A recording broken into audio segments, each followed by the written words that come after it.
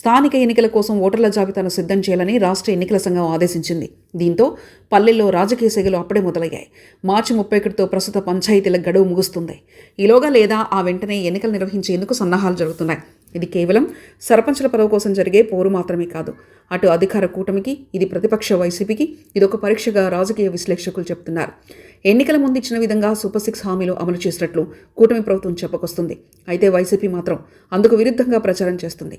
ఈ నేపథ్యంలో ఎవరి వాదన నిజమో, ప్రభుత్వంపై వ్యతిరేకత ఉందో లేదో ఆ ఎన్నికలు తెలుస్తాయన్న అభిప్రాయాలు వ్యక్తమవుతున్నాయి. అయితే పార్టీ గుర్తు లేకుండా జరిగే ఈ ఎన్నికల్లో ఎవరు విజయం సాధించినా వారు తమ పార్టీకి మేజార్టీ సర్పంచ్ స్థానాలు దక్కాయని చెప్పుకోవడం పరిపాటిగా మారింది. ప్రస్తుతం ఏపీలో టీడీపీ, జనసేన, బీజేపీ కూటమి ప్రభుత్వం అధికారంలో ఉంది. సార్వత్రిక ఎన్నికల్లో సాధించిన భారీ విజయోత్సవంతో ఉన్న కూటమి అదే ఊపును గ్రామాల్లోనూ కొనసాగించాలని చూస్తుంది. సూపర్ 6 పథకాల అమలు, పెంచిన పెన్షన్లు, అలాగే గత ప్రభుత్వ వైఫల్యాలను ఎండగట్టడం ద్వారా పల్లె ఓటర్లను ఆకట్టుకోవాలని కూటమి భావిస్తుంది. అధికారంలో ఉండడం వల్ల యంత్రాంగం పెట్టు అభివృద్ధి పనుల హామీలు కూటమికి సానుకూల అంశాలు.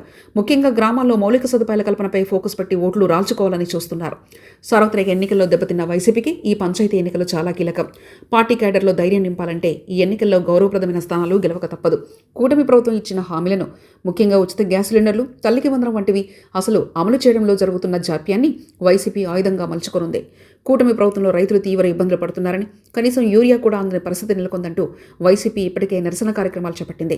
అలాగే రైతుల పంటకు మద్దతు ధర కల్పించకపోవడం, ఖరీఫ్, రబీ సీజన్లో ఆశించిన స్థాయిలో ధాన్యం కొనుగోలు చేయకపోవడం, ఆర్బీకేల కుదింపు, సేవలు పరిమితం చేయడం, ఇతరత్ర సమస్యలను ప్రజల్లోకి మరింతగా తీసుకెళ్లాలని వైసీపీ అధినాయకులు, శ్రేణులు సూచిస్తున్నారు.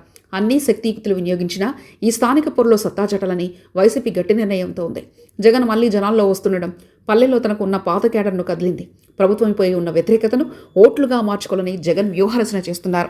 ఫిబ్రవరి చివరిలో దేశవ్యాప్తంగా కులగణన ప్రారంభం కానుంది. ఇది ఎన్నికల ప్రక్రియపై ప్రభావం చూపే అవకాశం ఉంది. కేంద్ర